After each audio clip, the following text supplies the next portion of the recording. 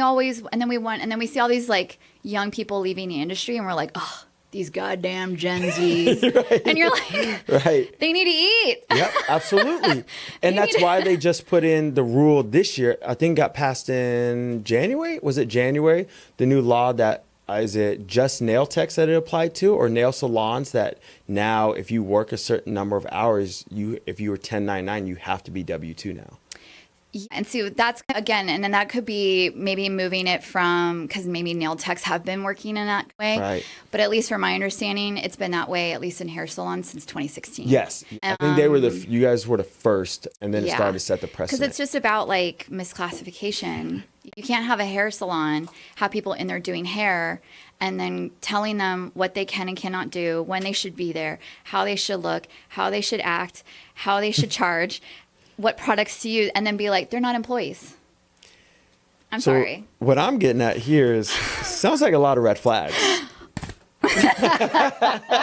Yes, it's a lot of red flags, my for goodness, sure. So right. to me, that was this thing of like, I was coming out of working at a commission salon right around that time.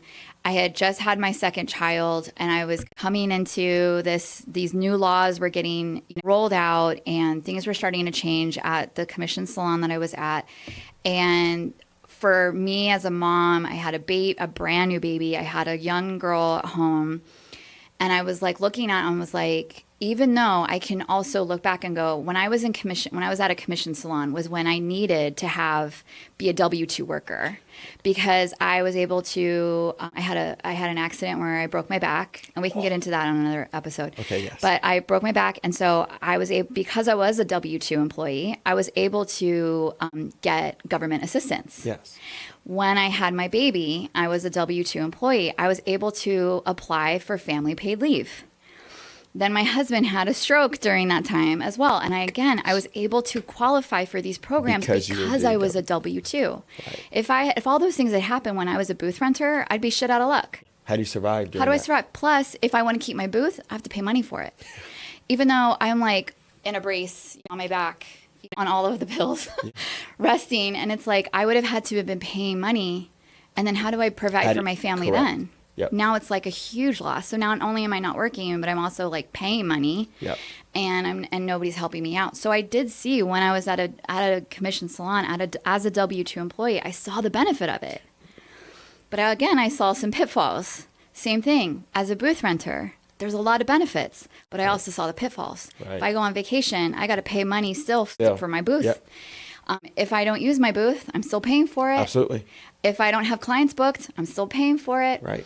I got to control every aspect of my business. It's all on me, which again can be a good thing. It also isn't for everybody. And I think a lot of times too, we think in these binary terms of like, you get into the industry, there's two paths. You're either this or you're that. Yep. And I'm a salon owner of a commission salon. I think that there's enough space for people to be booth renters, to have suites. I don't think that those things should go away, but I think that there's options. Right. And I think that there can be healthy options. And everybody who comes to my salon, they might stay for a little bit, they might stay forever. It's not up for me to decide. It's as long as that works for that stylist, then that makes me happy. So when you're looking at bringing in a new stylist, what are some of the things that you're actually trying to measure and review before you go ahead and say, yes, I'd like them to go ahead and have one of the chairs and start?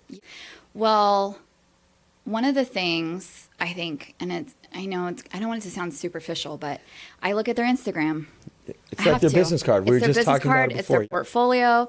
It shows me what are they into. It shows me who they are as a person. Yep. And also the thing is that for me as a salon owner, I know that it's not just the salon who gets you clients. It's also not just the stylist who gets clients. It's the beneficial relationship of you both working together, right, to be able to build a clientele. So when I am thinking about somebody coming and joining the team, I am going to look and say, is this person, if I sit somebody in their chair, are they going to do a good job and keep the good reputation that my salon has? Right. And then I also look at, okay, if they're already marketing themselves, they're going to come in and continue to market themselves. They're going to grow faster. They'll be more successful. Right. So that is definitely one of the things that we look at. Something else that I look at is when somebody comes in and it's a fine-tuned instrument that I think all salon owners, and I do coach salon owners, so we look at this, is what little things are setting off where I ask myself, does this person have an abundant mindset or a lack mindset? Are they coming in to just get fed, or are they coming in to help elevate the whole team? Right. So that's something that I look at, like, are they going to be here as a team player to help elevate everybody, or are they just here to get? Yep. And then I also go, are they coming in going like, you should kiss my feet, the fact that I'm even walking in here. Right. I don't care if you're like, have like 200 million Instagram followers. That's not the attitude that I'm personally going for, because I'm very protective of the culture that we have in our salon. Right. And I want everybody to feel like we're all on the same team, and competitive culture has no place in my salon, at least. Well, and also, if you have bad stylists, right, it can actually ruin a salon, 1,000%. especially as the owner, because you can have it where a certain stylist, they cancel on actually their own clientele, right? Mm-hmm. Now, if you're letting them know, hey, there's an actual emergency is one thing. Oh, yeah. But you've also seen it, and I've heard it before in talking with different stylists, where they're like, oh, the girl I go to all the time, my stylist, she's great, but you know what? There'll be 3 days before our appointment or a day before our appointment, she cancels. And it's not because it's an emergency. Yeah. She's just canceling because she's going to go out of town, right? Yeah. And I look at that and I go, that's also bad practice, right? And that can start to diminish the conversation. Maybe not the initial review of a salon, right? But the behind the scenes conversation with other, not stylists, but with other clientele going, oh, I really like my stylist, but she may be there. She may be there, she might be not. She might not, right? And it's like, now all of a sudden as the owner, you're going, this person's not really here as often as the others. Now, you don't want people where it's bad practice, right? Where they're in 24/7, they get burnout, stress, right? Now they become a problem themselves, right? But you don't want it the opposite way either.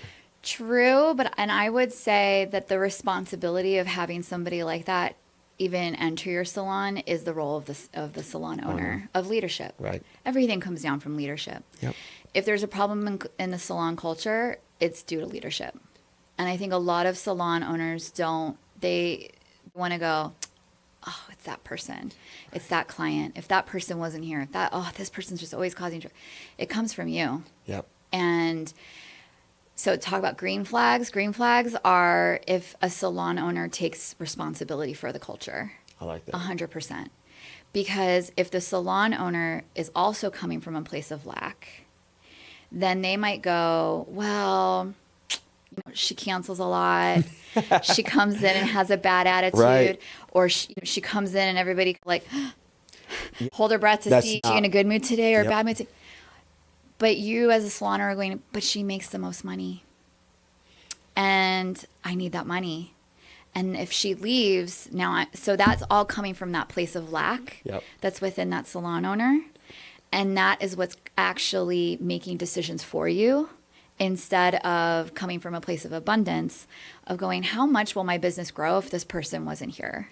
And then that goes into being a red flag of why they're not going ahead. That goes into them, or a certain red flag, because now instead of going, I don't actually need this stylist anymore because I have others that I'm hiring and that I'm constantly reviewing and meeting with, because they're not. That's now a red flag and a lack on that owner. Yeah.